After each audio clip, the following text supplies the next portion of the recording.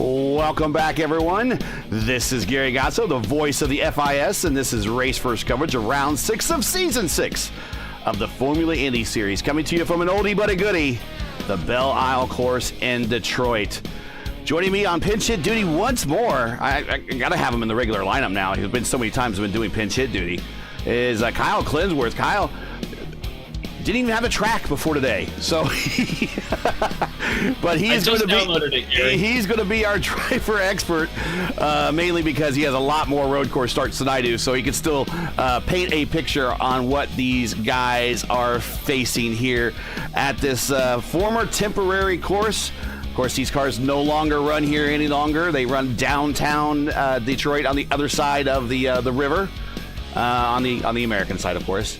And that's where they will be for the foreseeable future. But until iRacing scans that new course, we at least have the oldie but the goodie one here. And I know a lot of people don't like street courses, but a lot of people seem to like Belle Isle for some reason. Yeah, I always compared it similarly to Montreal. While Belle Isle is very close to Canada, it is not in Canada. It has a very same kind of park feel, almost like the Australia Formula 1 course. Yeah. A little less fast, but more feels like a street course hybrid. You could draw a lot of similarities between Australia, Montreal, and even the Chicago circuit, I think. All three of them are very similar to Belle Isle in one way or another. Well, let's get into things here. Of course, last week was, or last race, it was last week, but last race was a bit of a dramatic race. Certainly on the lap 7 incident between Siefer, Welker, and a lapped car, that was Christopher Kresge. We knew that race control was going to have their hands full with that one, and they did hand down a ruling. And basically, it equates to it's a racing deal, and everyone gets warnings. So that's kind of what I thought. There was a lot of stuff going on. We did many replays of angles from each one of the drivers' point of view, and it just all things kind of added up at a wrong time, wrong place, everything. And I think race control actually hit this one on the head. That's kind of a racing deal. Everyone gets a warning, but kind of a racing deal. Also, penalties for this race. On an unrelated incident, Christopher Kresge will be getting a start from the pits in this race.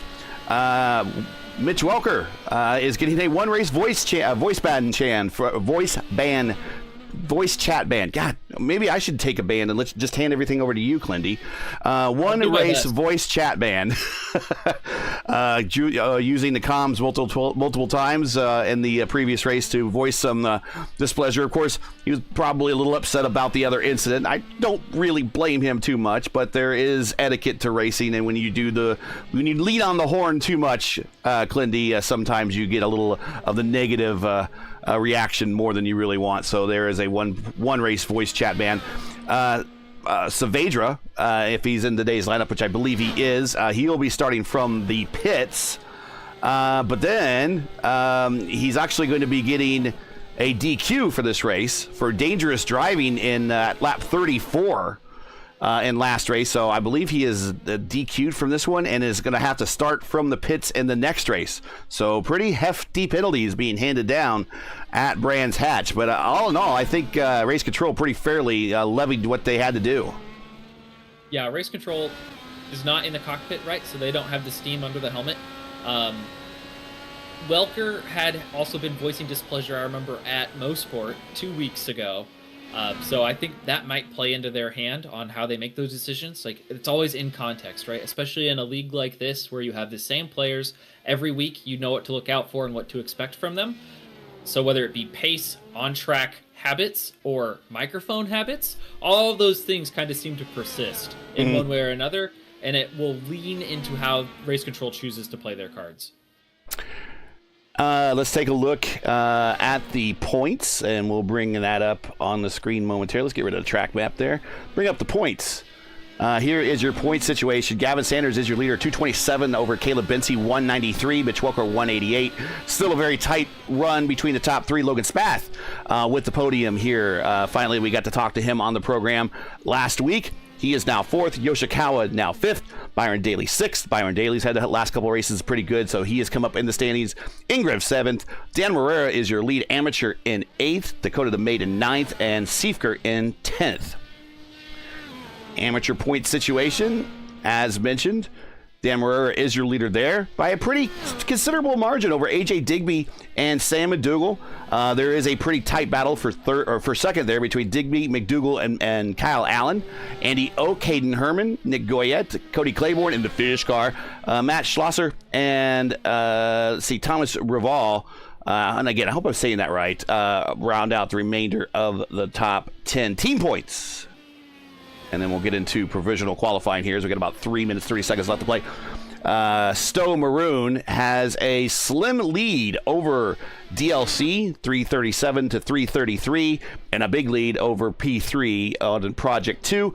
Also showing up in the top 10, PBR, Eclipse, Deathbound, Stowe Gold, TWR Blue, Vision 1, and Legacy round out your top 10.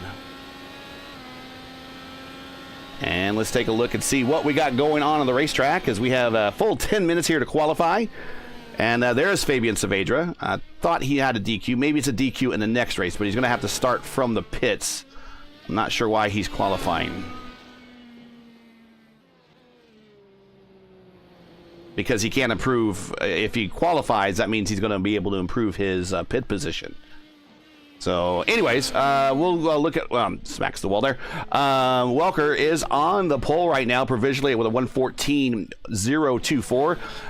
The defending series champion, Caleb Bency, right behind him, just by 3/10. And Sanders, but 3.5 tenths behind, basically, 0.360.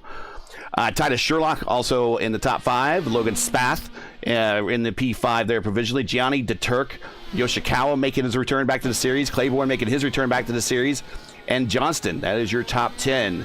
As you see, we have now a white separator line here on our tree on the left. So the top 10 is always shown. And then 11 through the remainder of the field will cycle through on the tree, on the bottom portion of the tree. There is Christopher Hill. He has 3 career wins here in the FIS, making the return to the series for the first time in a while. Little off the pace right now. Looks like he's 1.2 seconds back off a provisional pole from Welker. I don't know when the last time he's driven these cars, but we've talked about it before, that reps matter. And when you don't, right. When you don't get in the car, even though that he's a driving instructor and he's very fast and he has 3 career wins, if you lose reps, you kind of lose that edge, and so you need to kind of resharpen the knife a little bit. But I suspect as this race goes on and as he gets more and more time on the racetrack, times will come up, speed will come up, and a lot of the muscle memory will come back to him. He could be like me, Gary. Qualifying doesn't matter. You just race well and you pick them all off one at a time. Who needs qualifying?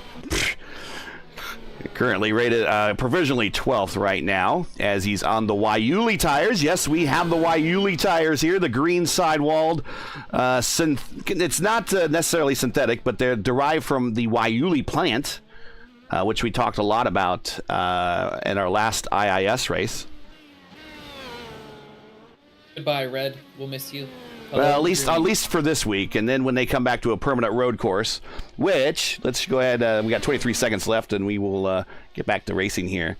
Here's the schedule. Next up is Indianapolis, but the next permanent road course will be Mugello, June 6th, and we will be going back to the red tires for the remainder of the season at Mugello, Interlagos, and Road America. We'll show the... Interlagos, what a fun track. Actually, I like Interlagos. I like that a lot too. I learned Interlagos on the PlayStation Formula 1 game, and I'm not talking about like one of the newer ones, like the original PlayStation Formula 1 game.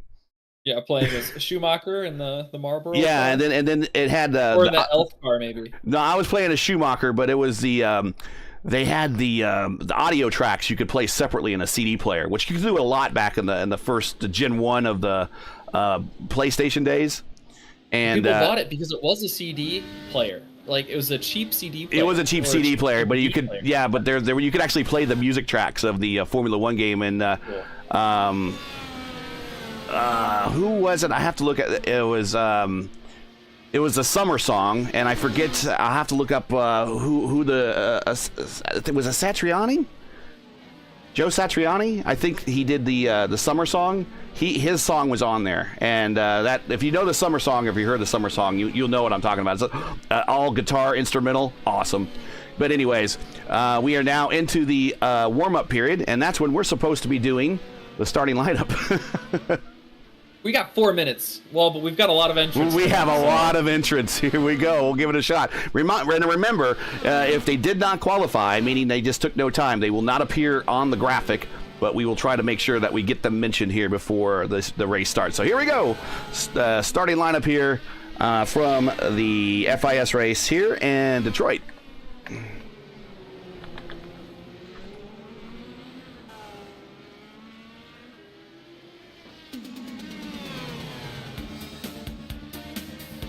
Mitch Welker. Well, I think we're going to be seeing revenge of the Jedi here, Revenge of the Sith a little bit, as we know that he was upset after what happened at Long Beach, and we know he's going to be upset with what happened at Brands Hatch as we see cars climbing all over each other.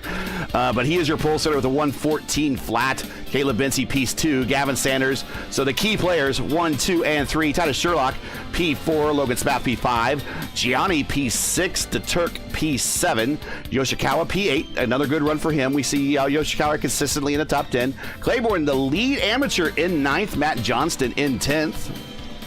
Moving on, Zach Flauman, 11th. Christopher Hill in 12th. Dan Morera, your amateur points leader, in 13th. Byron Daly coming deep in the field.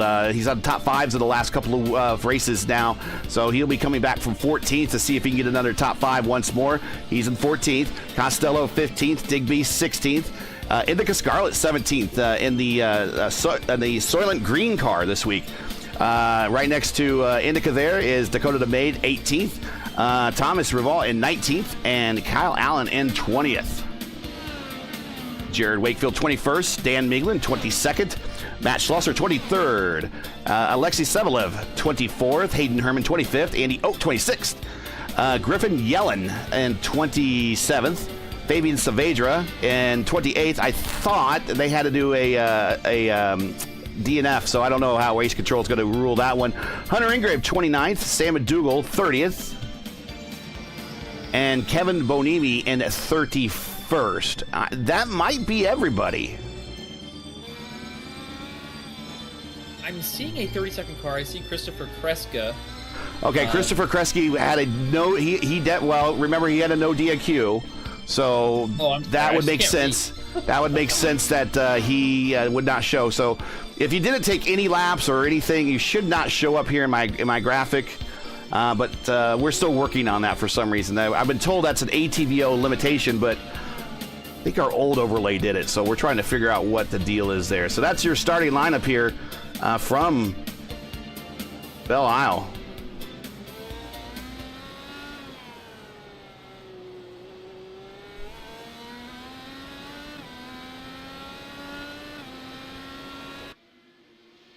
Gary, what do you think?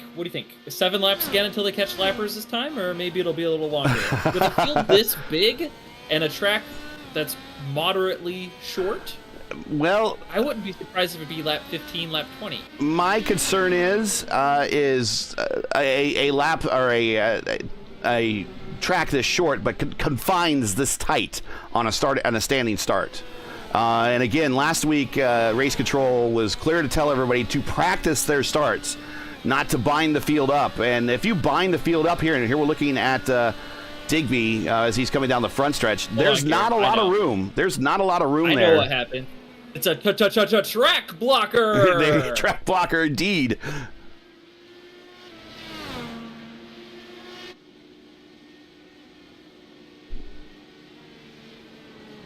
The top split Indy guys got away, I think, without a track blocker at Streets of Long Beach over the past week. Mad Mike checking in on chat. Yeah, Mike, I agree. This is an oldie but a goodie, this track right here. I understand why they went to the street course and for the real race, because they wanted to race right past the headquarters of the automakers. But this was more, I hate to say it, it's actually more iconic. There's track tip 102, ambient 82. We are gridding up here. Something to be said for sure about pedigree. So yes, more than just a wrestling move. But anyways, Mitch Welker is lined up. He has chosen the Waiuli tires. Look like everybody, for the most part, in the top 5 have chosen the Waiuli tire. Yes, they have. Sebastian Gianni is the first on the Prime, as well as the Turk on the Prime, getting ready to go green here very shortly as we see him lined up around the final turn there on the front stretch. Here we go.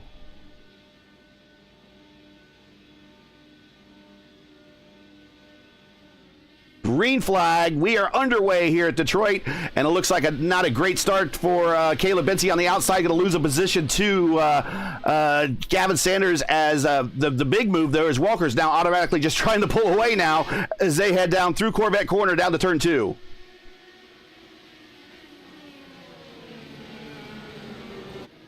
Oh no, Yoshikawa's off. He is deep in that braking zone. He's going to have to really work his way out of that one. There's Logan Spath. For all of traffic. Whoa, that was tight. Logan Spath and the Turk and the plain white wrapper side by side. Now heading down the backstretch. Everyone's probably going to try to use their button here. Spath had a great standing start. I think he got by 2 or 3 cars right at the very beginning. Gianni and Flaum there. Dan Marrera already up into the top 10. He's up 3 spots, the lead amateur in the points. That's why he's your hero. He's my hero, man. Michael Costello, and actually Michael Costello almost drove him into losing a spot. He dove deep into that corner. Oh, we have Gianni in the Gemini car with a wall contact and broken suspension and front wing, and he's going to stay out. That might not be a good idea. Well, the car comes back into the camber is out on that thing for good. Careful, careful, careful. Through Corvette corner. Through Corvette corner. There's his teammate going to the inside. Yoshikawa I didn't think he tried to get a draft on him. Didn't know that the car is damaged. Staying wide here, again watching Gianni as he's nursing a damaged car. Here comes Digby, here comes DeMade, here comes Scarlett.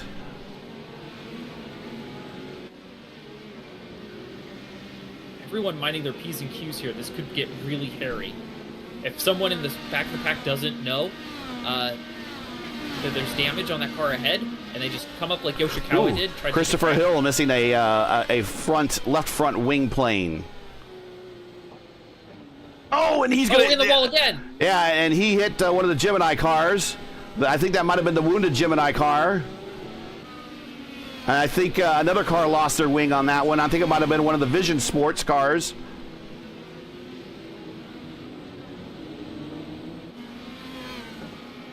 We're trying to see Yoshikawa.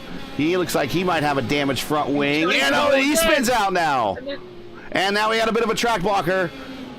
But no caution. But a rough start for Yoshikawa. Everyone got back going. And meanwhile, up front. Gavin Sanders around. Let me go back and see what I can find. What he did not make contact, but he did come around. He lost a number of positions. So again, where he was capitalizing on the unforced errors at Long Beach and at Brands Hatch, now he has an unforced error, and looks like Mitchell Welker and Caleb Benzie could benefit from that, as those two now are 1 and 2. Welker, though, is launched off to a 3-second lead. So Welker definitely racing with a little bit of extra oomph this week.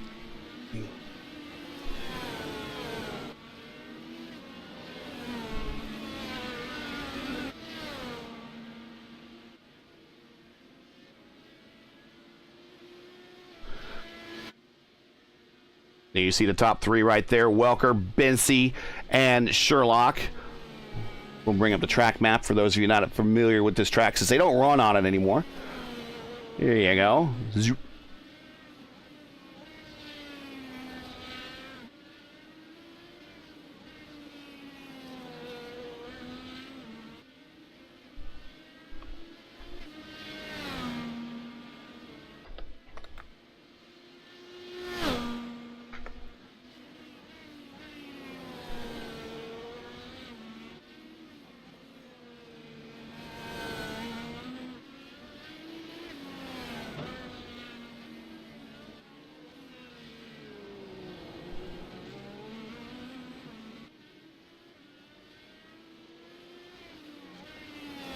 As we're watching everybody kind of settle in here.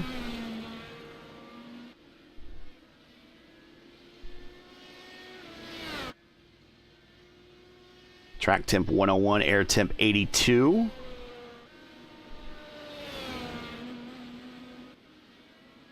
Despite all that chaos, I think Mitch Welker will have quite some time before he comes up on any slower traffic. Yeah, we'll see on the, it's going to be a while. A lot of slower traffic is going through I guess the carousel portion. Dan Miglin just had an issue and he pulls it into the pits to repair his wing.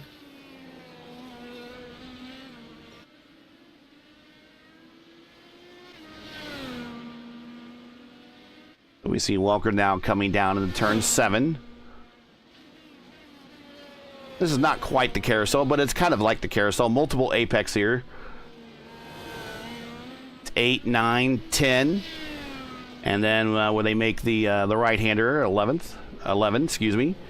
A little bit of a straight here, then 12, 13.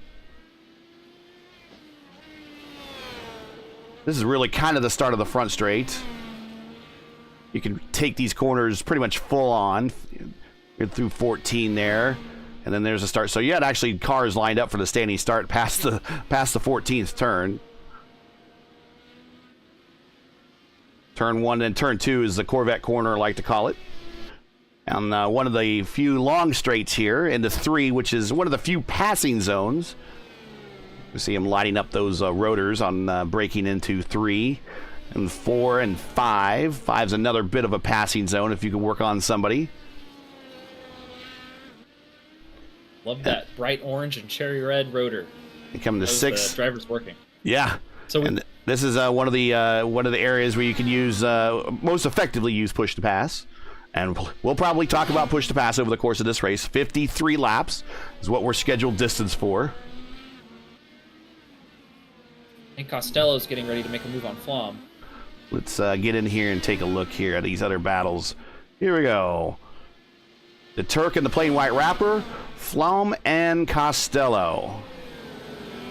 These three have been under a blanket for yeah, they have. And just behind them, they pulled away from Dan Morera, moved his way up into 9th. And right now, Morera is leading his chief rival in the amateur ranks, Digby, as 9th and 10th.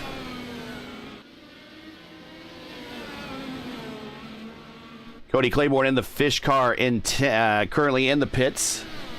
Sam McDougall looks like is out. So is Christopher Kresge. Gianni getting work done still. Well, he might be done in the pits. I don't think he's in his stall. He might be done. Dan Miglin also in the pits.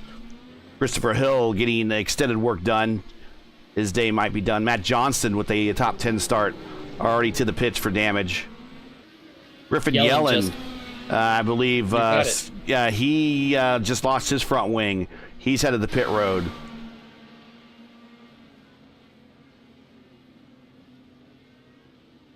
Yoshikawa on pit road. This is a non-scheduled stop.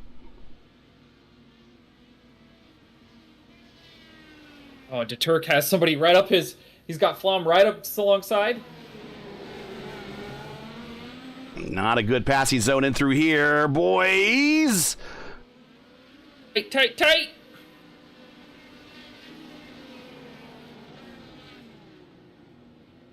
Costello's working so hard to make that offline work. And he's going to cross back over. And he's going to push the pass. He's used the button 4 times. And he was determined to get that spot. He used the push to pass in a place where you don't use push to pass very often. That's why you push it. You want to pass somebody. Yeah, he has used that button 4 times already in the opening laps here.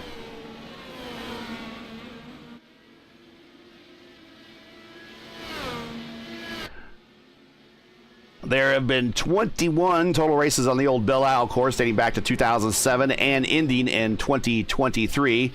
The IndyCar qualification track record on this configuration, believe it or not, is held by Takuma Sato, set in 2017 with a time of 1:14.6671 seconds.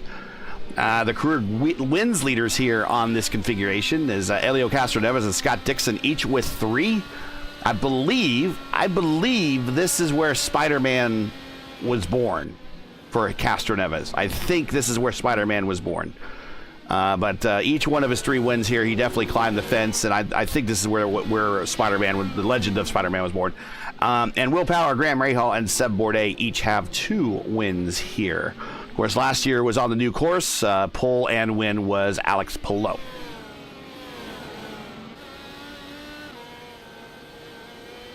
Oh, car around on the short straight between the 13 and the pits. Not sure who that was. That might have been Griffin Yellen. Yeah, and he needs to get out of the way, but he's doing it very safely so far.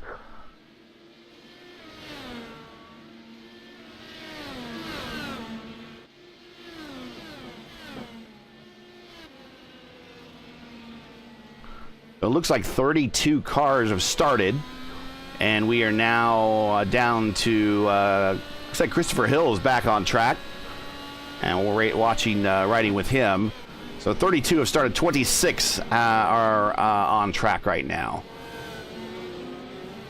Dennis Sherlock has closed the gap to Caleb Bensi, looking for that second place.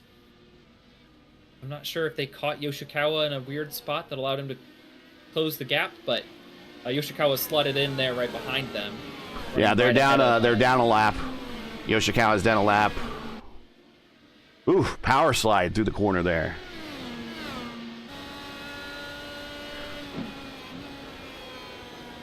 Byron Daly making up some positions. He's up 2 spots here in a very short period of time. Excuse me, Rowney.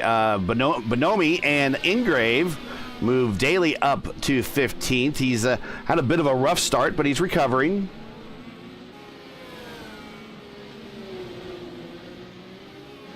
Meanwhile, up front, Welker moving along to now an 8-second lead.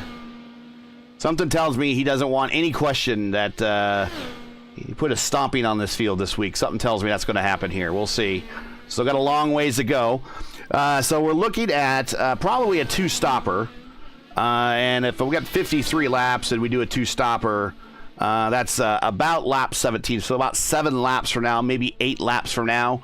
When the window opens for the 2-stopper. I don't think anyone can do it in 1-stopper unless we got some caution going on.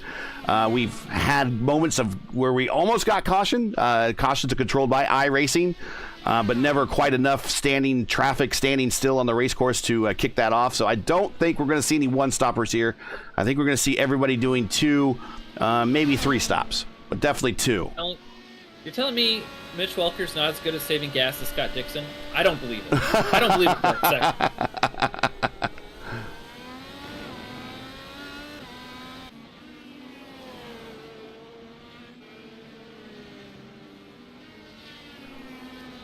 Apex Chris says Belle Isle is greater than any other street track. I buy that. I do like the older version of Long Beach. I don't like the fountain version of Long Beach.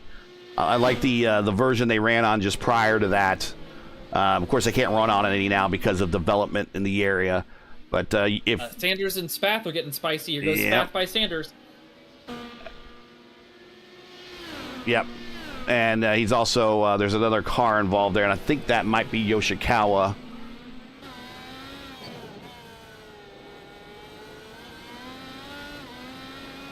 And if everybody wanted to check out the old Long Beach course, I believe you can, I know you can race it on IndyCar Racing 1 and 2. If you want to play an old DOS Classic.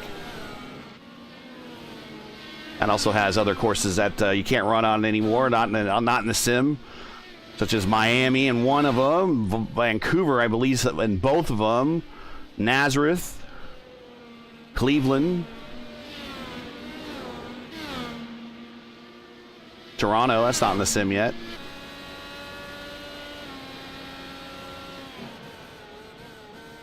See, Mad Mike, shout out to my boy Jared. Mitch might be our star driver, but Jared can absolutely cut his way through the field. Well, let's take a look at Jared. This is Jared Wakefield here.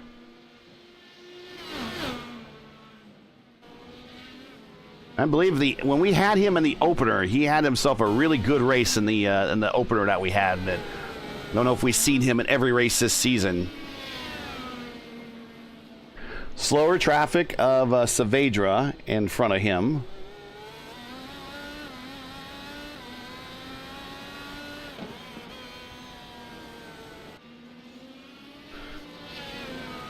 Oh, we have an incident.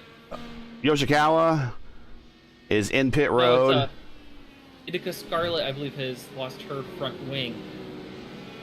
That snapped back. It's the car in front, and that is Bonimi. Kevin Bonimi has a missing front wing. We got cars in. Ingrave. Oh, no.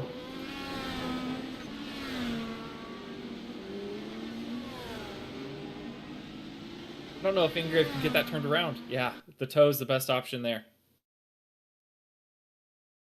So this is Ingrave, and I'm not sure who that car is in front of him. The 88. The 88 just turned. Griffin Yellen. I think it just turned down on him a little bit.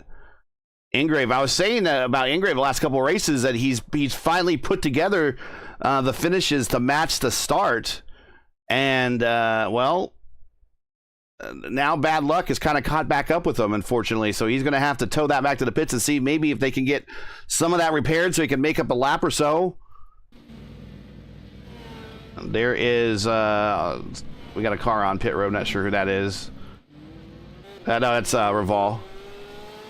So here comes Mitch Welker, and he will actually encounter Raval here through Corvette Corner right here.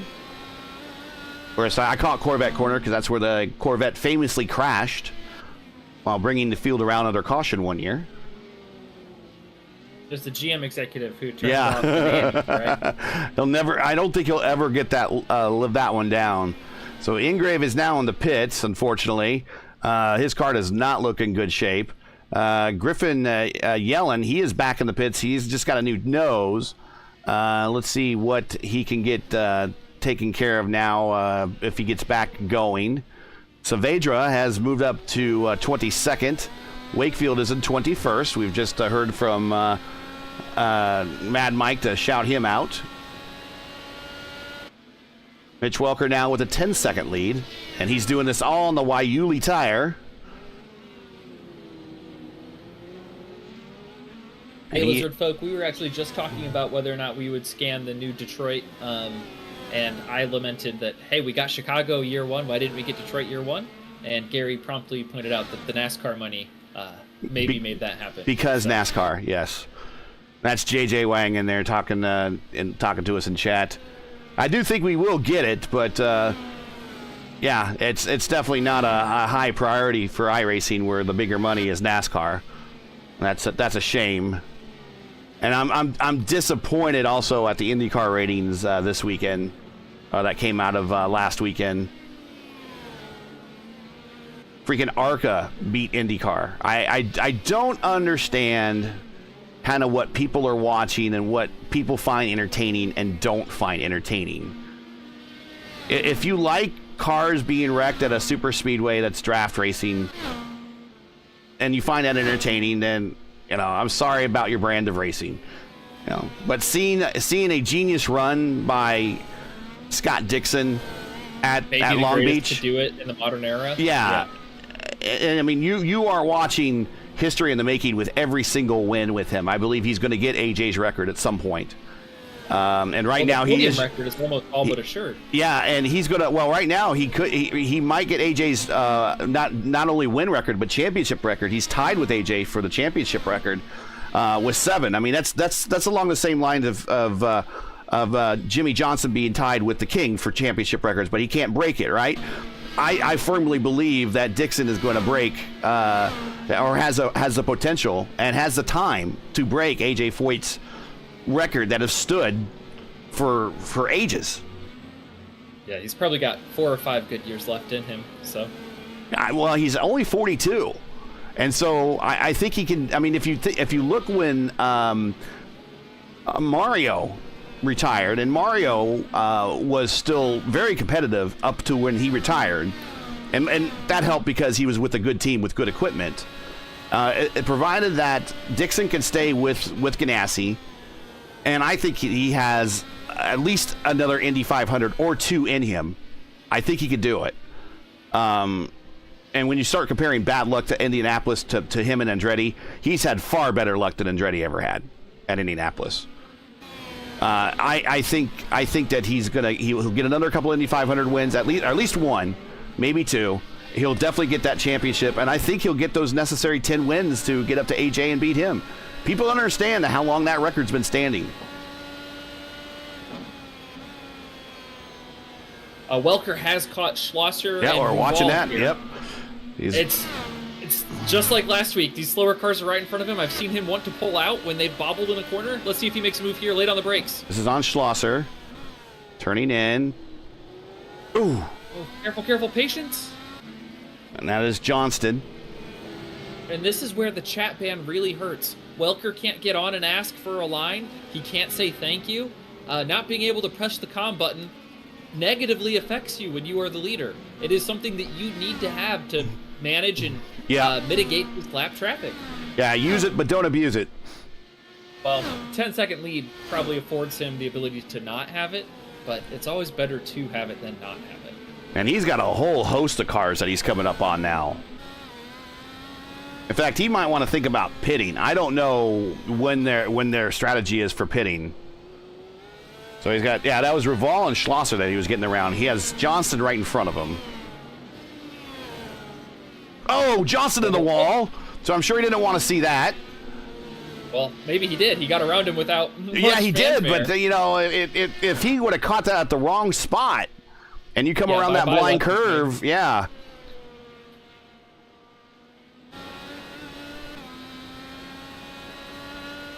Maybe he wants to pit and just don't have to face all this. But no matter where you look, I mean, you guys see on the track, on the radar, on the track map, on the radar, everything, track map, there are cars every place on this track. Yeah, now we have fully become a conveyor belt. Embrace. And now here is Bensi encountering the same level of traffic. In front of him, Sherlock's going to right up to his back bumper while he tries to navigate. Yeah, in front of him is Kyle Allen and Andy Oak. And Sherlock, every time I go on, Sherlock wants a piece of this because he sees this as an opportunity. Every time I click on focus on most exciting in the iRacing camera, it always goes to Kyle Allen. And this is why. Caleb was on push to pass there to try to get around both. Got around one. Allen, Mr. Excitement, I guess. Leading this group of 4 cars through the carousel complex. Bensi's already lost a second to Welker.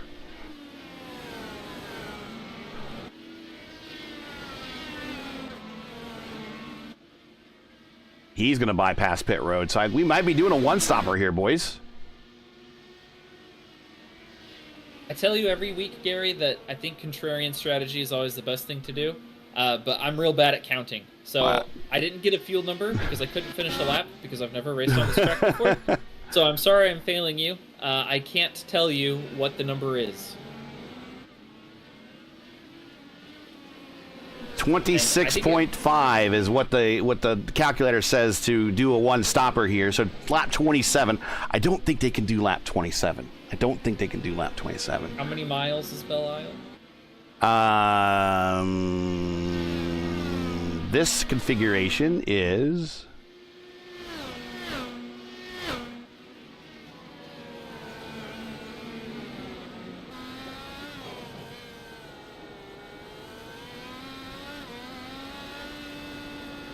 scrolling through the Wikipedia now.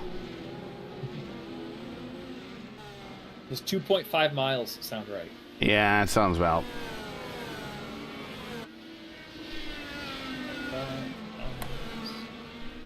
25 divide by. They have the full fuel cell or how many No, gallons? it's full. And wow, we are having you lag. You can one stop pretty easy. You only need to make 3.4 mpg. You can get that at any road course. I think a one stopper is the fastest strategy. We are suffering lag big time. Don't know what that is. I was having that earlier. I couldn't focus on 2 or 3 cars just in the iRacing client. Again, Okay, there goes Kyle. Gonna let Caleb by. Caleb said thank you in an aggressive way.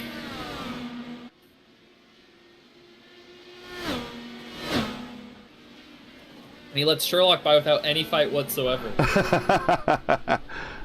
That's when you're Bensi. You're shaking your fist in your cockpit, wishing like, man, why can't I get it that easy? And here comes Gavin now to this group. This is 4th spot. Back Flaum, very good race. He's up to 5th. Hopefully don't give him the commentator's jinx, but he's all by himself at the moment, which might feel pretty good. Dan Morera, he is in 6th, and he is pretty much by himself, although he is being dogged by his chief rival, and there he is. And in this in-car shot, you can see that's Morera just in front of him. And then behind Digby for position, there's Logan Spath, one of the top 5 in points. And so Stowe is sporting the carbon fiber cars today that you used to see in the old kart preseason testing days before they actually put a wrap on them. I love when NASCAR runs those flat climbers when they used to do testing. Here comes Spath along the inside, up into Corvette corner, makes it stick. So 06 Champ says the Detroit course is 2.35 miles. We only need like 2.3 mpg then. See, Bill Hunter says they also said Tiger Woods was a shoo-in to beat Jack Nicklaus. Yeah. Oh, Logan Spath over his braking zone in 3. I'm just gonna stop saying people's names, Gary. It is unfair. What happened there?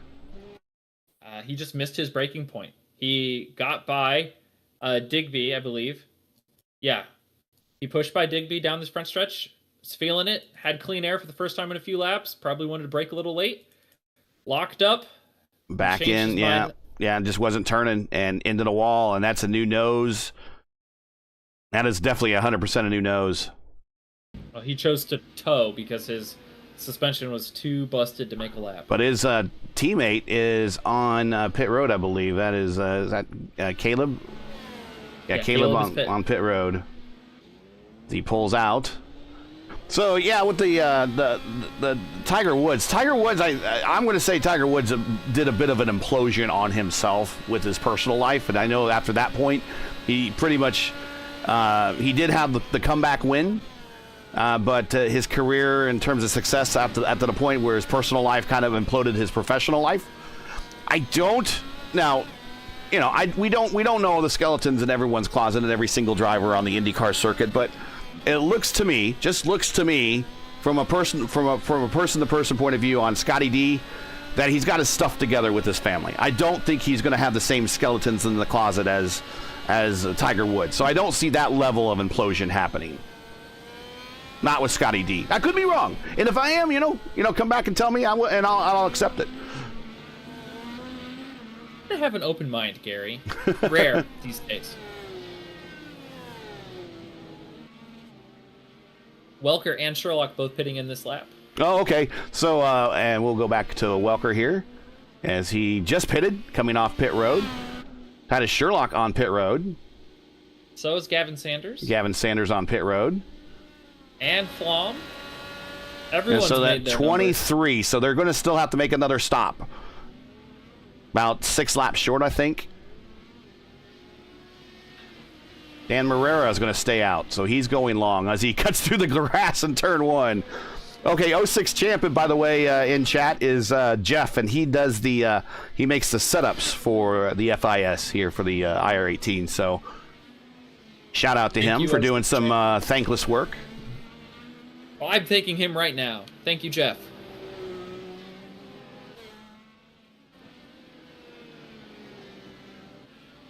I hope Dan can snooker him on gas. Take one less stop, Dan. Show him who's boss. Well, he is in 5th. Now, Welker, I think, stopped with the lead and came out with the lead. So right now, we're looking at a possible... If he led every lap so far, he has the fastest lap. That's on the tree. Grand Slam, baby. Yeah, we're looking at a possible Grand Slam. So let me explain the tree for those that haven't seen our tree, our new overlay yet. So you see the purple number next to Welker's name on the tree to the left. It says the purple number 1. That's because he has the purple lap. So his purple lap is a 1:14.9 as he is coming up now to Indica Scarlet in the Soylent Green car. Of course, we know Soylent Green is people. It's also delicious. You know, he is all over the back of Indica's car. He's trying to get every bit of that draft to get a slingshot around, and he moves up, and that now puts Indica a lap down. Now there's 12 cars left on the lead lap. Dakota the Maid is his next target to put a lap down. So the Grand Slam in auto racing is you get the pole, you get the win, you get the purple lap, and you lead every single lap of the race. And I believe right now Mitch is working on that. I have a Grand Slam at Chicagoland. I was pretty proud of in Indy Fixed. And I think I might have had one at Richmond. But had the purple lap on Tuesday night. It didn't do me any good. Came out. I almost got the Grand Slam in an official race on an oval, which is really hard to do. And the only reason I didn't get the fastest lap is I was the leader the entire time, so I had no one to draft off of. Yeah. So someone further on back got the purple lap, but oh well. See any battles on the racetrack right now? Everybody's kind of well spread out. Only a matter of time. There will be a Delta. Well, let's go through the field. Everyone has seemed to have stopped. Welker is your leader as he's coming up to Dakota the Maid. Here is Caleb Bency, now P2. He is the lead car in the Stowe garage. Looks like Spath coming off a podium, unfortunately, found the wall this time and is going to go DNF. Titus Sherlock, very good run for Titus here. Very quietly worked his way up into the front portion of the field and is now in 3rd. He's in front of Gavin Sanders right here. Gavin had a moment there in the opening laps that made him fall from 2nd to about 6th or 7th. He's since recovered, now to 4th. Digby in 5th here. He has not stopped yet. He is working on the one-stopper. I think if he can do one more lap, he can do the one-stopper. We'll see. Yeah, I don't think he even has to do one more lap. I think if he just finishes this lap, because he's coming to his lap 26. Yeah, he's on 26 right now. Finish this lap up, he'll be fine. So a one-stop attempt underway. AJ Digby, the lead amateur car. Zach Flaum, after duking it out with Saavedra last week, is pretty much all by himself and has driven himself comfortably to 6th spot here. And right behind him in the plain white wrapper is the Turk. The Turk working on another good top 10 run as he has in front of him Andy Oak. Dan Marrera by himself trying to run down the Turk, 2nd-ranked amateur, but the amateur points leader at 8th. Byron Daly, he's worked his way up 5 spots. Last time we saw him, he was in the about the 12th, 13th spot. So with stops and savvy driving, has worked his way into the top 10 now. P9. Thomas Reval, as he slides his car through the corner there, is in 10th in that Gemini squad car. Kyle Allen, last car on the lead lap. He is at 11th, Mr. Excitement, according to iRacing. And there's Dakota the Maid down a lap from Mitch Welker. He is currently in 12th. Indica Scarlet, 13th. Jared Wakefield, he's up 7 spots to 14th. Matt Schlosser, he is 15th. Savalev in 16th. Yielding to Flom there, wisely. Yep. Gentleman's move. Very good etiquette there. Andy Oak is in 17th. There's Andy right there coming into that turn 3 braking zone. Hayden Herman is the last car not running. He's currently on pit road, as well as, now he is running, is Christopher Hill, and he's a lap behind Herman, and in a lap here, he's hitting pit road, so he actually might pass Herman on pit road and make up that spot and move himself up to 18th versus where he is at 19th. Nope, he's going to pit, and then he'll pass Hayden Herman on pit road. And that is 19 cars are still currently running. Costello, Spath, Bonimi, Saavedra, Yellen, Ingrave, Johnston, Yoshikawa, Miglin, Gianni, and Kresge. McDougall and Claiborne are the cars that are currently shown out. That is positions 20 through 32nd. Touching on AJ Digby, who is peeled off for his one-stop strategy. I believe if the deltas stay the same, Christopher Hill backwards on the straight going to turn 3, and he just toes. He spun with cold tires. He was on the Waiulis. Anyways, Digby. Yeah, I think if he makes up 14 seconds or so from his pit stop without losing extra time on the old tires, he could steal a podium from Titus Sherlock if things go his way. It will be very close. I think he will finish 3rd or 4th, barring no drama.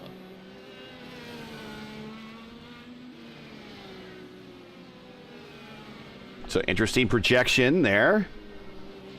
Show you the power of the one stop. Meanwhile, People up sleep front, on it. Yeah, that's right. Where do you do the most passing when cars are on pit road? So you do your most passing when other cars have to stop. If you have to one extra stop, then yeah. Pass someone going 0 miles an hour. That's for sure. Mitch Welker is your leader. Still. Is that Kyle Allen in front of him again? Yes, that would be Kyle Allen in front of him. Yeah, Mr. Excitement. Make him work for it, Kyle. And this is actually to put Kyle's at the end of the lead lap. Rocking the 999.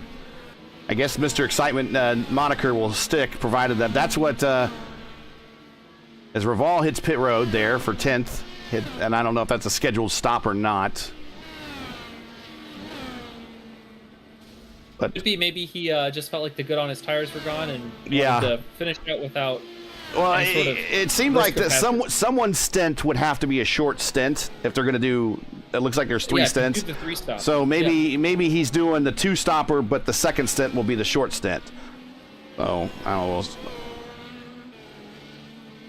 Yeah, maybe 10 to 12 laps on the primes and then back to the greens. According to iRacing, Kyle Allen is Mr. Excitement, says we're watching this right now. He's just going to move over here, and I thought he was going to move over and let Mitch go, but no. And JJ Kyle, he says Kyle Allen really is Mr. Excitement tonight. I thought Mitch on the apex. Oh wow, I thought Mitch was going to send it in there.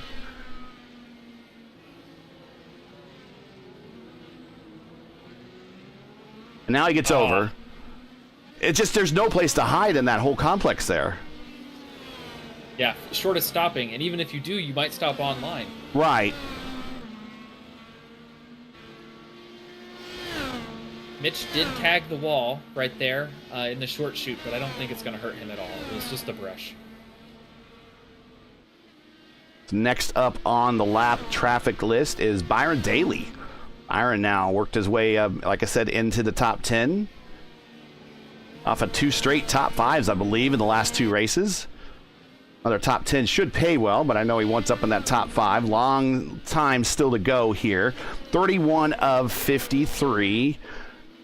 Let's get some bills paid here real quick. If you can help us keep this positive momentum, enjoy RaceVerse coverage of the Formula Indy Series, and you respect the stream as you see as Byron Daly respects the leaders. Do us a solid. Make sure you support us by subscribing.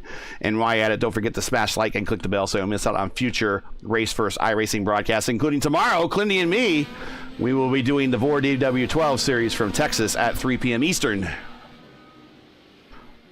You ready to bust out my cowboy hat and holler yeehaw? Little Friday matinee racing here on RaceVerse. So Byron Daly now actually, by slowing down, lost the spot now. He's down to 10th. That's a danger of when you do respect the leader a little too much, there's going to be someone there that's going to take that position away from you. We're at 32 of 53. This is round 6. Next round was Indianapolis. They go to the Oval. Their one and only Oval race all season long. That'll be May 16th, and their only race in the month of May. So the next race after this, we get a little bit of a wait, and then Indianapolis, and then a little bit of a wait, and then they will continue the remainder of their season at Mugello. So in the month of May, a little bit of a lull period coming up here at the FIS. Kind of like true IndyCar racing, where the month of May used to kind of just be one race. Now it's 2 races. Gary, we've got a battle for third. Gavin Sanders has caught Titus Sherlock out of nowhere. Let's I don't know get if this. Titus burned his tires up or what's going on, but Gavin is there. And take a look here. Sherlock third. Last lap was a 1:16.6. Gavin's last lap was a 1:16.1.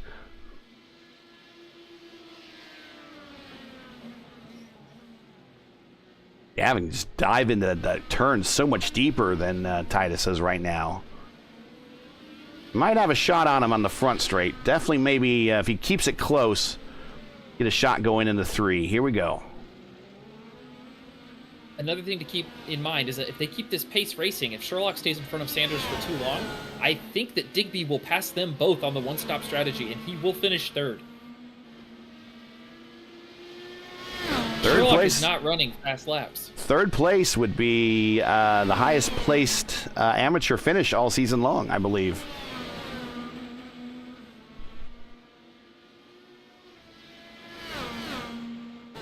I don't want to appear biased, but that is what I am rooting for. Amateur on the podium, let's do it.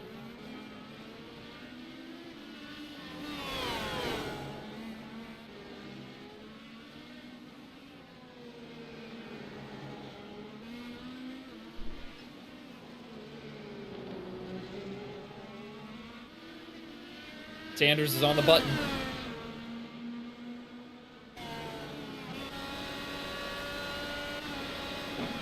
Pulls to the outside. Oh!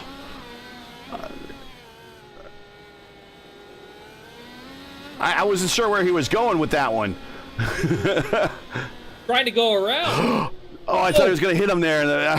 We're watching from the roll bar right now. I thought he was going to hit him there. So close. Sanders needs to be very careful. The longer he battles this hard behind Sherlock... No, he's hitting pit road right now. He gives up the ghost. That's smart. He knew he was going to burn up his tires and burn up lap time. He's just going to eat a short stint, maybe lose a quarter second overall on lap time to the tire deg, but he's going to probably pass Sherlock because he couldn't do it right behind him. That's a smart race car driver right there. Someone else is on pit road. Who is also on pit road? There was a purple car on pit road. I wasn't sure. Kyle Allen scooting his way through. What corner is that? He was just about in the carousel complex. Again, Mr. Excitement.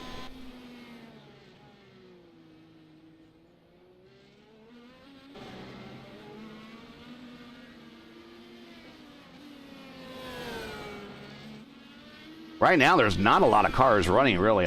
There's been a lot of attrition. Yeah, you have that many players on such a short field, and you're bound to have some contact. AJ Digby sends it up the inside against, I believe that's Dan Morera. Alexi on pit road, getting his final stop. Andy Oak. Watching him right now. Back in 15th. It was Wakefield. That's what I saw, the purple car on pit road. Wakefield on his out lap right now. Well, he is, I believe, made his final stop. Welker has caught, I believe, AJ Digby. Yeah, he's passed Morera. That is now he's lapped up to 7th. Sorry, lapped up to 8th, excuse me. Now he's looking at the back into 7th. And I tell you what, Dan might want Digby to race him a little bit and allow him to close that gap. But also keep in mind that Digby, we project on a one-stopper. Yeah, Digby had just gotten by Morera himself, so I think he has a little more pace than Welker might anticipate, because he shred that gap while they were racing tail to tail, or nose to tail.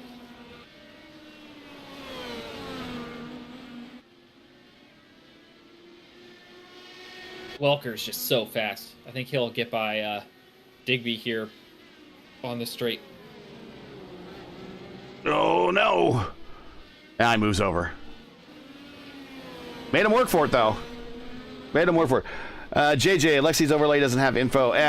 We don't use SDK. We use ATVO. So if those fields aren't populated for whatever reason, it just shows nothing in the follow me. I don't know what those words mean. It's dev talk for the overlay. If we use SDK and we had the driver info app running, we would have that info. But for whatever reason, that in game that those fields aren't populated, so it's not captured.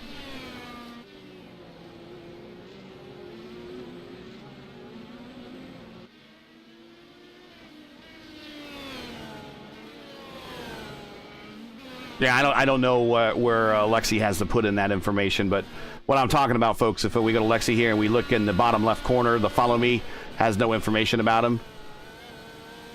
But if you go to someone like our leader, Winch Walker, there you go.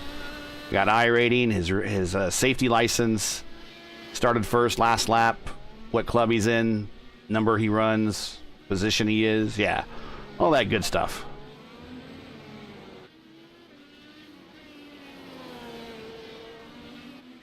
So Welker is your leader by 45 seconds over Caleb Bency. And my math was not correct, Gary. It looks like both Sanders and Sherlock have made their second stop, and they're both well ahead of AJ Digby. All right. So unfortunately, my prediction was wrong. I will eat the crow. But the undercut did work for Sanders. He is now ahead of Sherlock. Yep, he just passed. So the podium now is Welker, Bency, and Sanders, which has basically been all season long for the most part.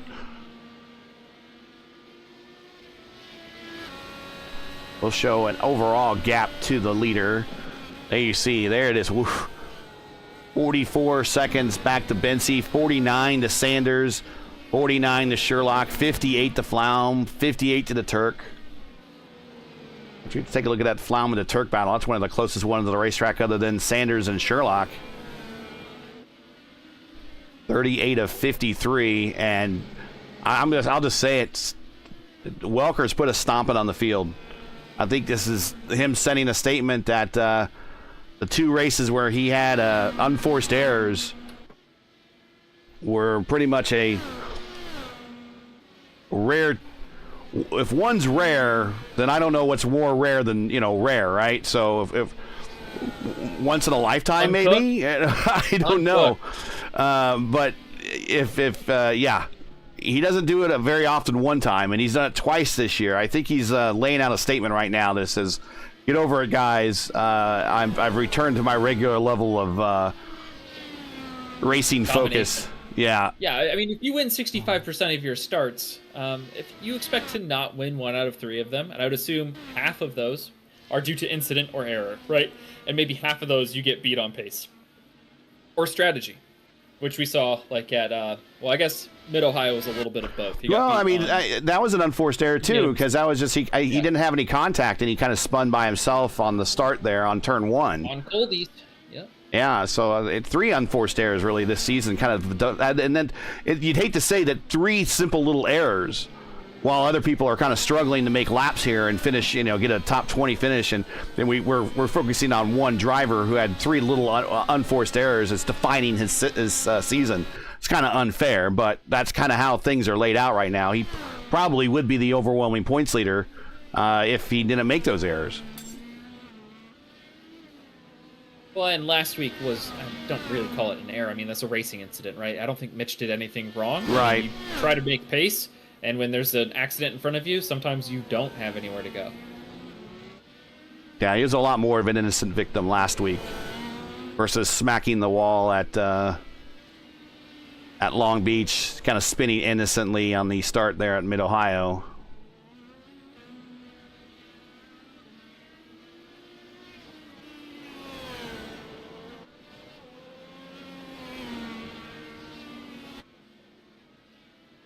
JJ, we're using ATVO. ATVO.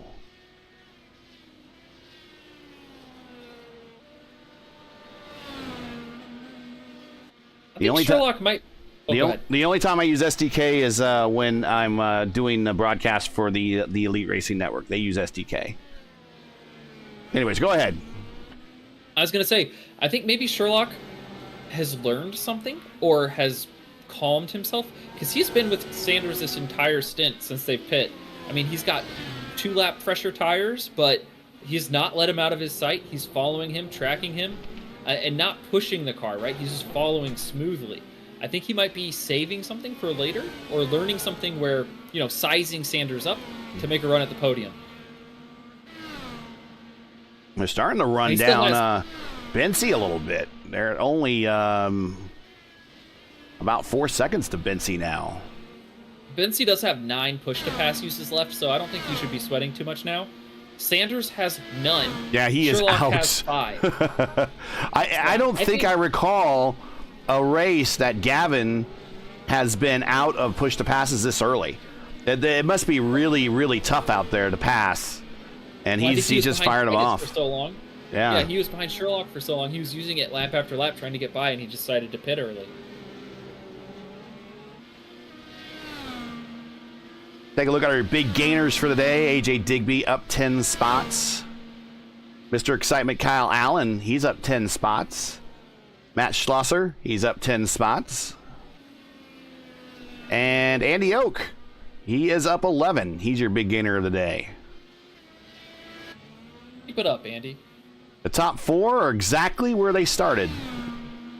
Welker started first. Bency started second. Sanders started third, is currently third. Titus started fourth, is currently fourth. Coming into the home stretch here. 13 to go, or 12 to go.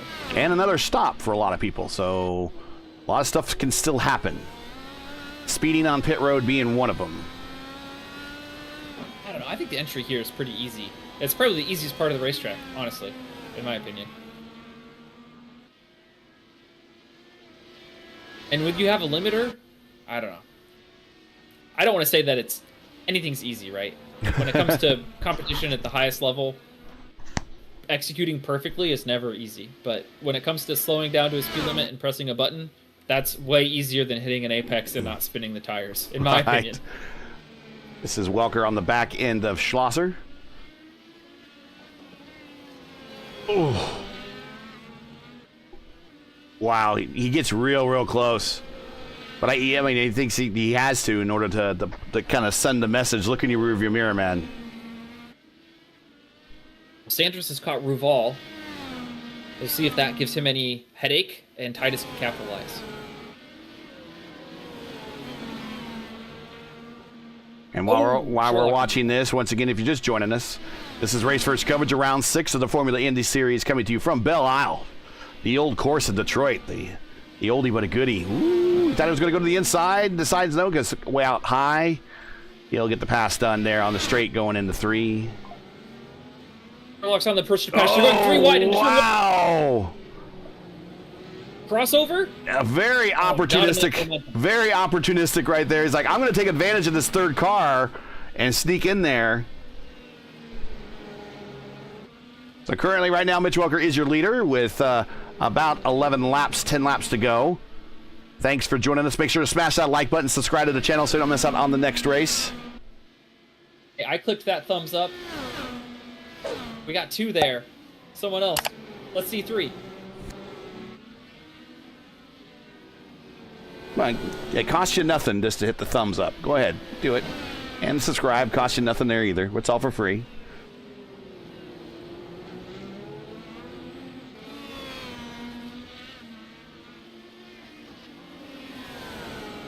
This is your closest battle on the racetrack. For a podium position in the closing laps here at Belle Isle. Thank you, Michigan. Thank you, Canada. For making my Thursday evening exciting.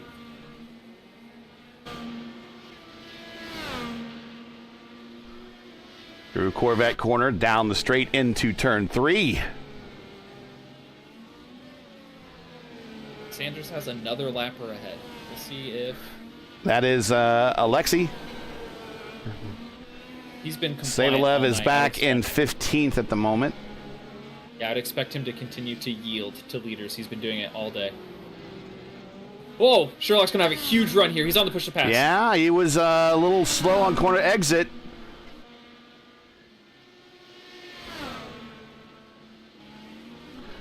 Oh, boys! Boys! Oh, there it is. There it is. Oh, and it takes out. Shove comes to heartbreak for Sanders. You kind of saw that coming. No one was willing to give. I think it was all fair. No contact until they went to that little kink around the grass where I think Sanders came down on Sherlock. That's my opinion. Obviously, in the cockpit, things seem a little closer. But no radio chatter. I think they know that it was fair play. Let's go back a little bit further here. Yeah, Sanders just did not get onto the main straight very quickly. He pushed out wide on exit and had a really, really slow approach to the straightaway, and Sherlock took advantage. He dove in there deep, had the position, kind of not much room for Sherlock on the left there because it runs out of room, and then still there to the inside. Ugh. Yeah. And that is that's got championship implications written all over it. And Sanders is done. I think he's just pitting. He's out of the cockpit.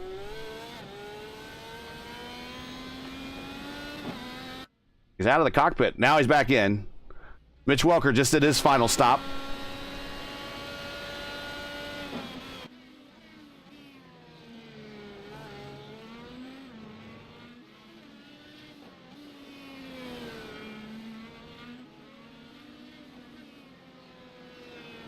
Bency. Here for his Colt tires. Yeah, Bency back now in P2 still. 21 seconds behind. I still think he needs to stop, possibly. Sherlock now in 3rd, but he undoubtedly has, let's say possibly has damage on him. Zach Flaum recovering after a not so great race at Brands Hatch, not to his own doing, though, is P4. Digby, who we think is on the one stopper.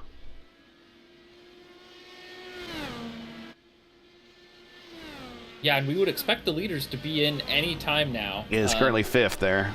Oh, yeah, we expect the leaders in, and Welker's been in. And so he's going to look for, and he currently has a purple lap, so I don't think he needs to reset it. But all these guys that stop here late that going to go to a new set of tires and light tanks are trying to look to get that purple lap. Does it pay a point in the Formula Indy Series? I don't think it does. I think it's just a pat on the back. Schlosser now up into the top 10 around Sanders. So Schlosser 2 laps down has survived to work his way into a top 10 spot.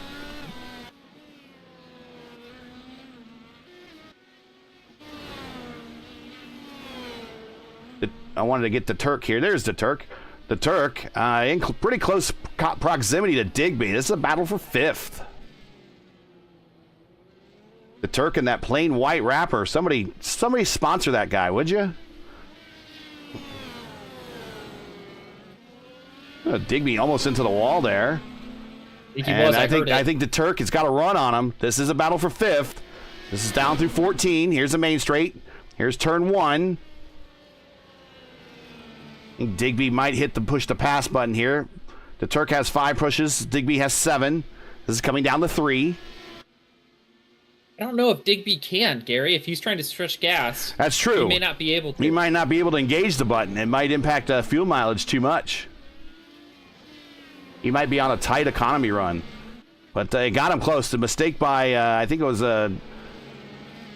Digby kind of hit the wall a little bit, and that gave the Turk a shot.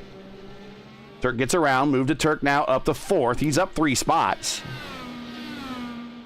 Turk on the push to pass, trying to get some more distance. He might not know that Digby's on a one-stopper. If he knew that, maybe he wouldn't hit that button. Or maybe he just feels like he needs to put a little bit more room there.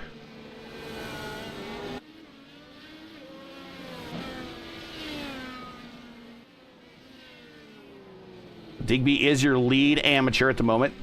Zach Flaum did stop. He's on his out lap, so he made his final stop.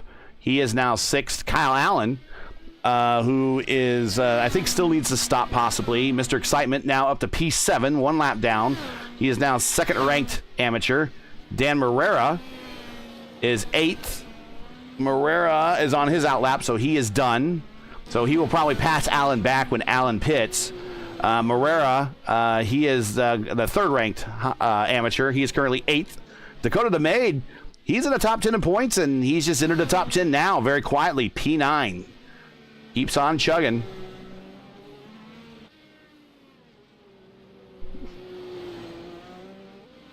Sanders with the exclamation points. I'm guessing that he's not happy.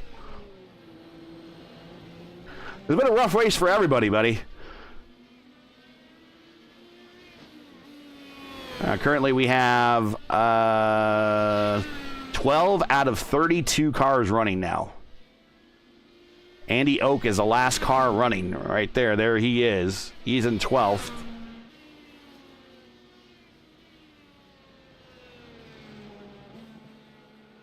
Everyone else from 12th on back is on pit road and retired.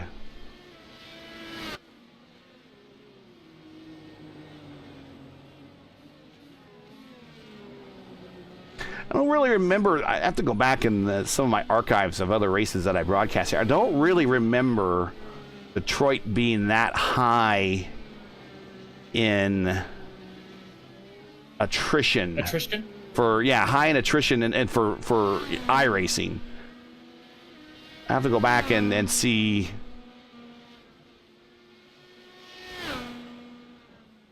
Well, I think a part of it might be, having a pro class and having an amateur class allows amateurs to learn from pros, right? Yeah. They see what the pros are doing. They see how hard the pros can send it, and they try to emulate it. And sometimes you'll get a situation where an amateur maybe goes a little too deep or doesn't understand the line. I'm guilty of this all the time on road courses, and you bin it. So, or, even if you have a P next to your name, doesn't mean that you're flawless. So, the point being, various skill levels will sometimes breed more excitement on a track like this. As Caleb Bency is now on the tailgate of Kyle Allen, newly christened Mr. Excitement.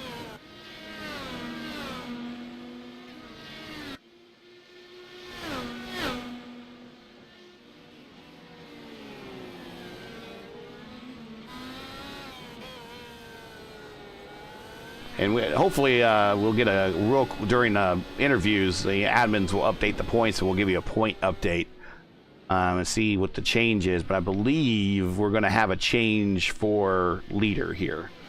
And it might go to Caleb, but it'll be closer now with Welker. So we'll see how this pans out here. 4 laps to go. Mitch Welker, I think, has pretty much dominated the day. I think he's led every single lap. He's got the purple lap.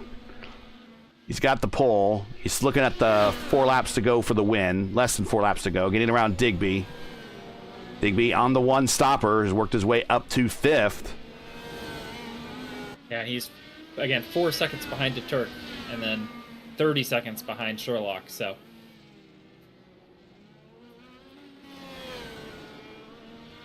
yeah, Digby is 21 laps on his current stint. He went 27 on his first stint. So Mass says that if he is able to duplicate that twice, then he is going to do it as a one-stopper, and then he would improve 11 spots. I have been so impressed with the defensive lines Kyle Allen has been taking all day. He's been racing the leaders clean, but not giving them any more than what they're entitled to have on the track. I really respect using the whole racetrack, even if you're a lapper, right? You're out there racing for your position, your race. He's doing what's in the best interest of him. You have no obligation to pull over if you're not running people over or parking in front of them. I think everything he's doing is just great. A+, star of approval from me. I just noticed that Michael DeTurk was on push to pass, and then I'm like, what's he on push to pass? Because he has Mitch Welker behind him. He wants to stay on the lead lap. So half the battle here is getting to the end on the lead lap, and he is on the verge of doing that in the closing laps. But Mitch Welker is giving no inches whatsoever to anybody. He is giving no breaks, no nothing. Well, he's given the field about 2.35 miles. He's given everyone a headache. That's what he's done. He's given everyone a headache today. But beyond that, 0 Fs have been given by this guy as he is wiping the slate clean. I also think 0 X's for him today as well. No contact, no drama, just cruising. 2 to go. Here's the Turk entering 3 as Welker is now entering 3, so he might catch him. Now, whether the Turk will show, Mitchell will show mercy to the Turk.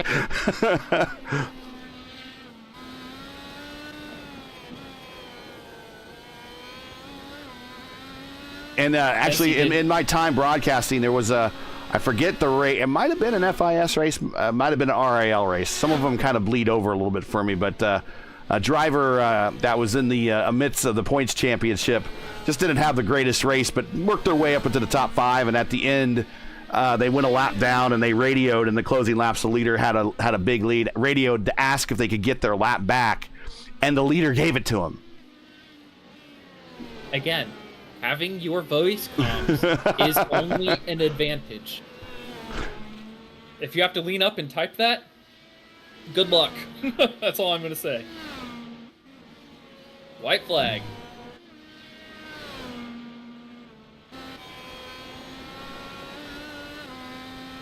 Last time through Corvette Corner, down to turn 3.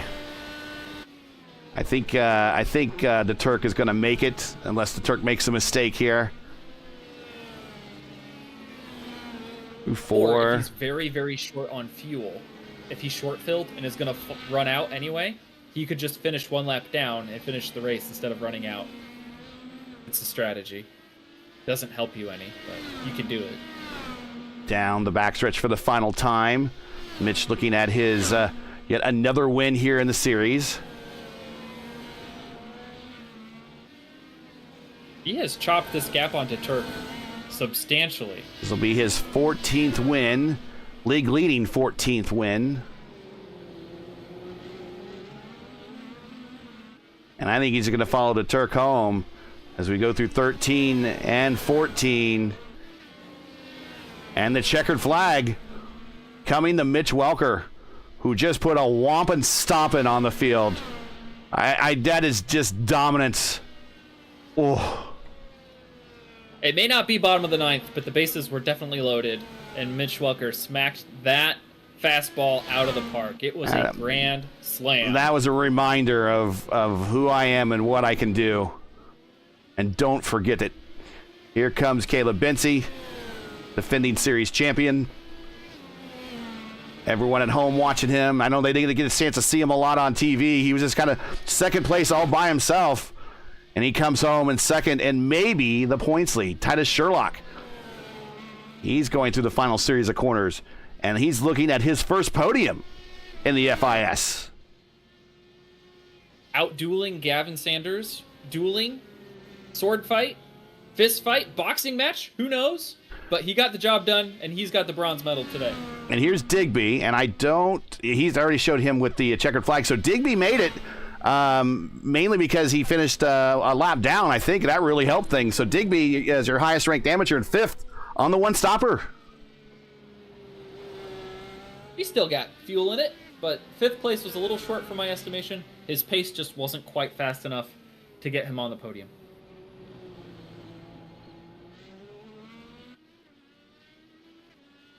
Kyle Allen, 7th place, Mr. Excitement, lucky number 7.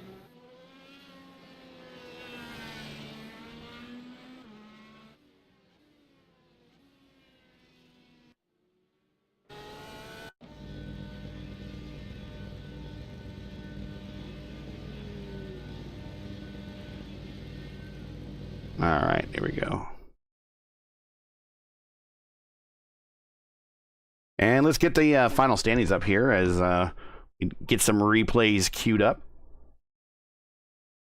A lap 44 is the Sanders and Sherlock incident.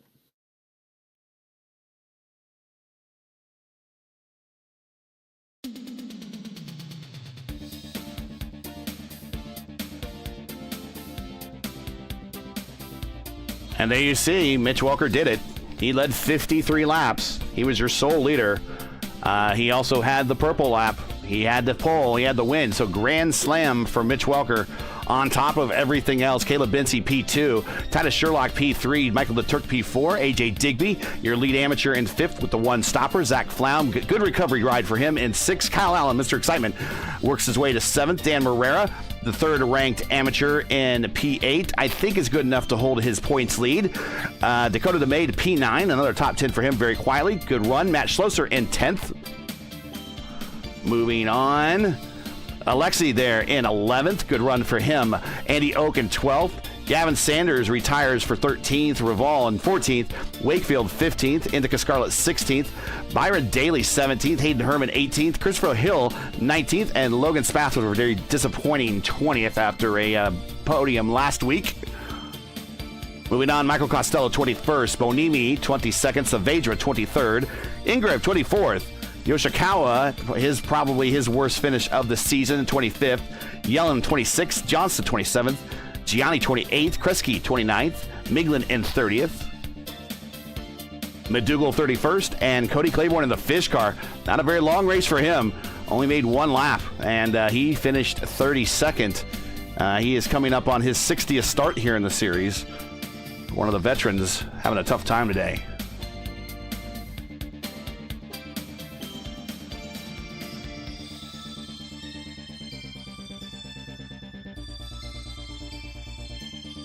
Get to the interview room.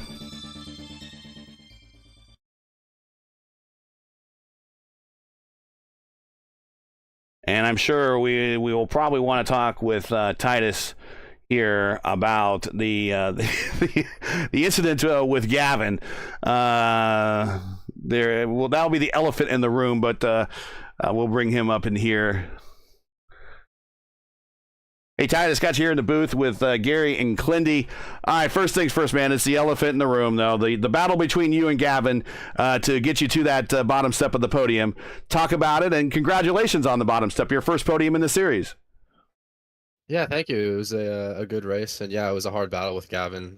He definitely got the advantage on the strategy, but he was also really quick. He got ahead of me with the undercut, and then I was able to keep with him, and he made a little mistake, and I went around the outside at I'm not sure what corner, but then we didn't really, although we made contact in the next corner. I don't feel like I had anything really to play in that. I think I left enough room on the outside, but it is what it is, and I think the result is what I deserved. Fair enough, fair enough. Other than that, anything for the two leaders up front of you? It seemed like they were kind of in a class all their own, and already we're in like a two-class race. We got the amateurs and the professionals out there. You had these two other guys. It seemed like they were in another zip code and class of their own in front of you.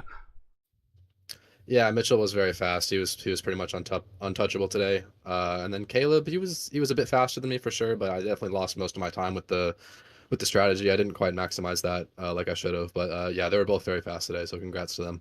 Glenn, do you got any questions for him? No, I think he did a great job, and I want to commend you, Titus. I think you raced cleanly. I don't think there was anything wrong about how you raced Sanders at all. I think the move was totally fine, and I commend you for being aggressive on the push to pass. Yeah, I appreciate it. Thank you.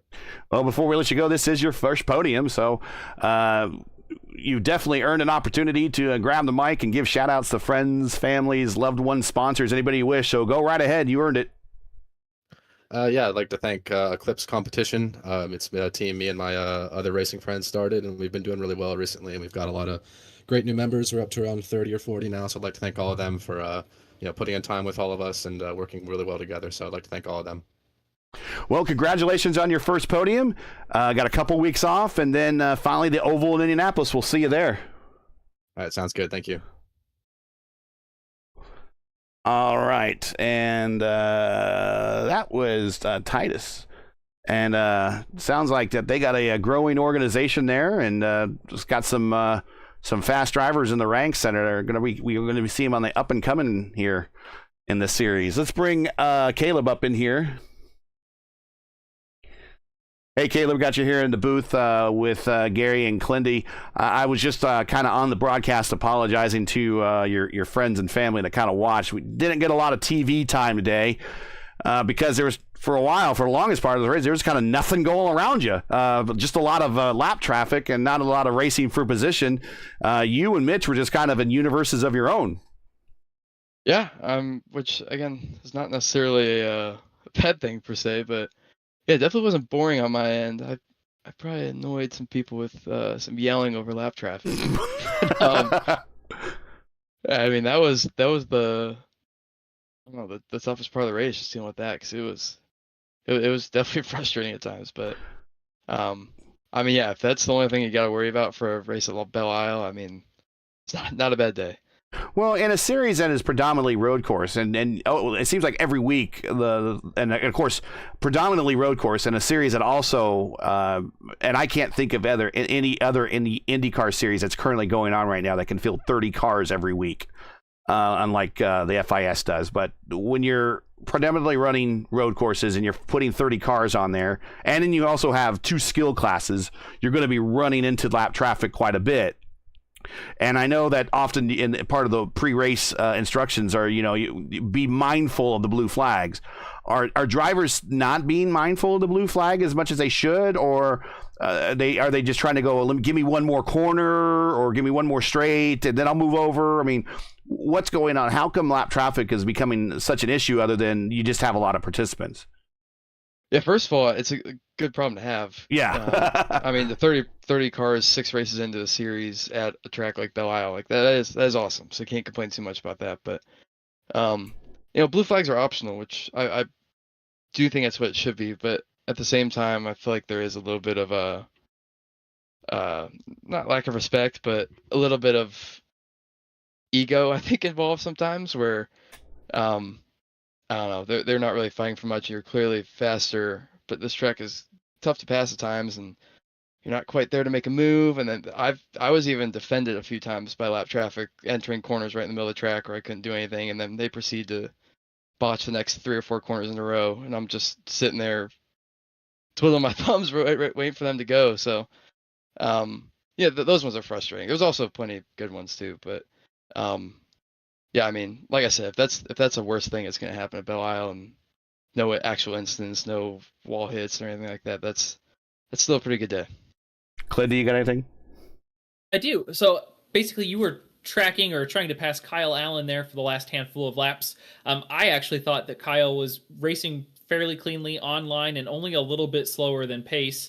I know that you touched that you thought, I mean, and it's true that blue flags are optional, but is there anything going through your mind wishing that you should maybe key up the mic and ask him to move, or what is your thought process, or what is your frustration level? Can you kind of walk me through both of those aspects? Yeah, like for him, he was 7th place or whatever, so obviously not like slow, but I mean, there was a couple times I got big runs on him and he full on like blocked to the inside, I guess. And that's where it irritates me. And then you'd fall off a little bit, regather yourself, try to make another attempt. And I'm also not pushing all out just because where I'm at, but yeah, I'll never get on the mic unless it's super egregious. I don't like when people get on the mic in general, so I don't want to be hypocritical in that sense. But yeah, I mean, it is what it is. It's, again, like I said, it's a good problem to have. We still want people showing up and everything. So, yeah, it's just especially on a track as tight as this, it's just something you inevitably have to deal with. Well, Indy's next. We know you're good there. I know you have a number of wins there, going back into other leagues. So I know that you are probably excited about getting to at least that oval, as an oval that you do pretty well at historically. So setting up kind of a last 3-race dash for this championship. Let me see. I want to see if possibly the points have been updated here. But while I do that and check, I know you got the friends, you got the family, you got your sponsors, everybody you want to shout out to. Driving the carbon fiber looking cars this weekend. Anyone you want to say hi to, go right ahead. Yeah, first of all, very excited for Indy. It's been a long time since we've raced there, so yeah, I absolutely love that place. I can't wait to go there soon. And yeah, Hayden, we had these carbon cars made up for up until we started running our current liveries and stuff, and Hayden was begging to use it because he loved how they looked, and they thought they did look pretty cool. So we figured it'd be a good idea to run them at Detroit, where we'd probably be changing a lot of body panels and keep it easy on the virtual crew, I guess, which proved to be true tonight for 2 of the 3 cars. So yeah, no, it was fun to run those. So yeah, Boston Flowers, Amiga Sakira, obviously thanks to you guys as always for the broadcast, for the family and friends to watch. I know I got a couple texts already, so shout out to you guys as always for the support. And yeah, I mean, for as tough as a track that can be, for as long as a race as that was, I mean, can't be too upset with P2. So pretty good day. No, not at all. Congrats. We'll see you at Indy, a track we know you do well at, in a couple of weeks. So get your practice in. But P2 today, points have not been updated yet. Hopefully they will be here next little bit. We'll find out where everybody shakes out going into the big oval. We'll talk to you later. Yep, sounds good. Thank you, guys. All right, let's bring up Mitch here. Mitch, what can we say? Grand slam, buddy. Put a big whomping on the field. I think you sent a statement to everybody. 3rd win this season, but by far biggest exclamation point put on any win this season so far. Talk about your day. Other than possibly maybe having issues with lap traffic, everything just pretty much developed behind you and a long way behind you. Yep, absolutely no problems. That was about as perfect as I could ask. Just I know there was not much to add to that, but I just don't have it. Not much to add to that. Well, I mean, let's talk about the penalty that you got going into this one, which was the radio, the 1 race ban on the radio. Would the radio would have been helpful at all in this race, or no? Probably not. Everybody was pretty cooperative. Okay. Yeah, and I mean, either way, I'm guessing most people are probably muted or just are not going to listen if I ask them to move. So it probably doesn't make a difference besides, me saying words. Right. For sure. Clint, do you have any questions for him real quick? How do you do it? How are you so fast, Mitch? Can you teach me?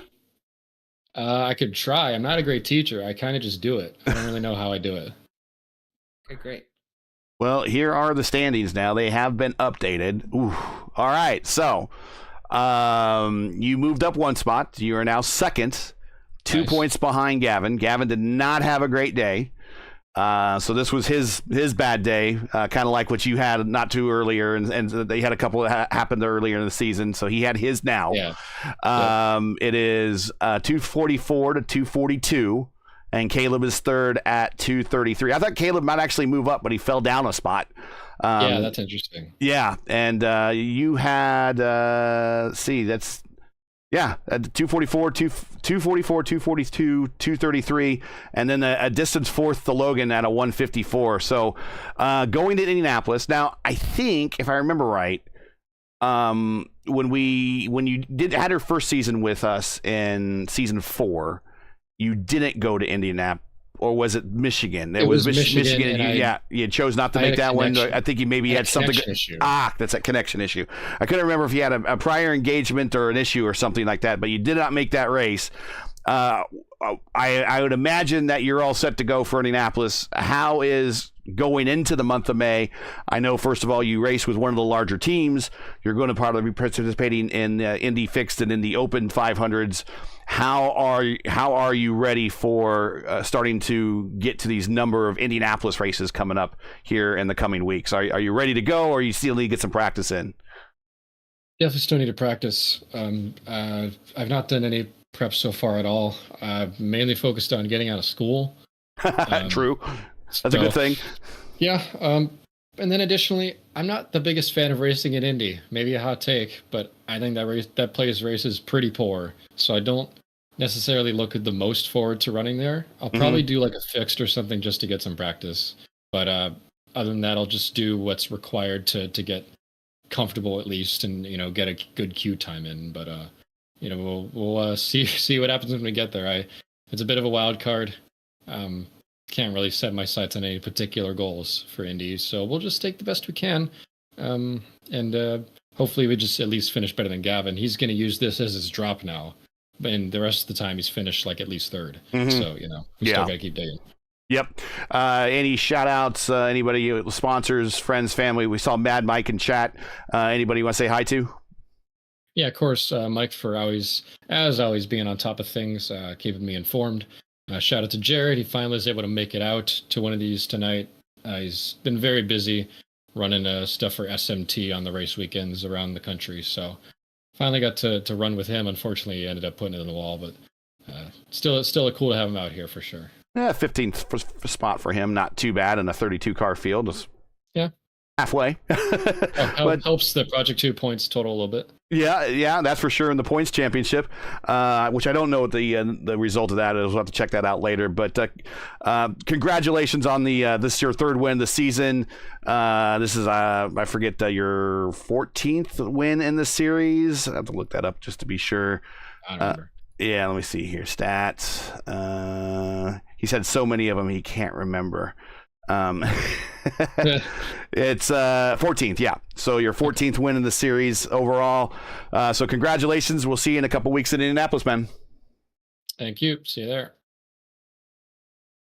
Wow. I mean, what a spanking. He just bent the entire field over on his knee and said, whack, there you go. I am in charge. And just bit into that points lead by Gavin. And now is only behind our points leader at the moment. I think Gavin's pretty lucky to be coming out of this race still as the points leader. Yeah, absolutely. When you show up to Belle Isle and it races more like a boxing ring, you're lucky to escape with all your fenders intact and your side pods still attached. Yeah, he said it himself, man. If you can, I think actually not Mitch, but Caleb says if you can survive 53 laps around here and not have any incidents, X's, or any bent body parts, it's a victory to even finish the race, I guess. So congrats to all those that managed to pull that one off. You guys are much better sim racers than me, that's for sure. Clindy, any final thoughts before we get on out of here? Absolutely not. I'm happy to sit in on the call at the Oval because I know what happens there more than I do when we turn right. So if you need to call me up, I'll happy to be there. I'll be happy to be there.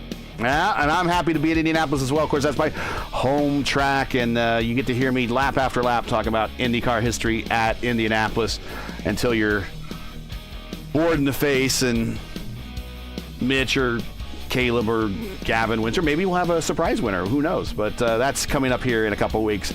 So that's it for tonight. Once again, your podium from Detroit, Mitch Welker with his third win of the season. Caleb Binsey finishes second. Titus Sherlock with his first podium of the series finishes third. Join RaceVerse again next on May 16th for the FIS running of the Indianapolis 300. Coverage begins around 8:50 p.m. Eastern. Again, that's 8:50 p.m. Eastern. As always, you can find the correct broadcast times in your area on YouTube at youtube.com/RaceVerse. Now, as you know, the YouTube algorithm game is not an easy one, so please help support RaceVerse with the weekly grind. Leave a comment below. Let us know you're out at tonight's race. And for all those in chat, we want to thank you a lot for participating. It really means a lot and helps our interactions really improve the broadcast. So thank you with that. And if you enjoyed tonight's coverage, support us by smashing like in the video. If you're new, click subscribe, and while you're at it, hit the bell for weekly reminders so you don't miss out on more of RaceVerse's iRacing programming, including tomorrow at 2 p.m. Eastern. It will be, actually, it's going to be 3 p.m. Eastern, 2 p.m. Central. It will be the Vord EW12 series, their iconic series at Texas. Clinty and I will be calling a little matinee action there. Check us out, 3 p.m. Eastern at Texas. For business inquiries and learn more about RaceVerse and what we do, visit raceverse.com or like us on Facebook or follow us all on Twitter. I think I have some Twitter handles that I can flash here at the bottom of the screen. Here, what do I got? There you go. There's me, RaceVerse, and, well, there's Mark from last week. We'll get Clindy up here. I'm at the Clendy. TheKlendy. There you go. Add him. Get your browser set here for the most IndyCar knowledge, in-depth IndyCar knowledge, and all of iRacing RaceVerse. We know what Indy means. So for Clindy, everyone at RaceVerse, I'm Gary Gotts, the voice of the FIS, saying good night. Thanks for watching, and to all the men and women serving in the military and as first responders, Godspeed, God bless, and come home safe. Catch us again May 16th in Indy for the next race of the Formula Indy Series. Good night.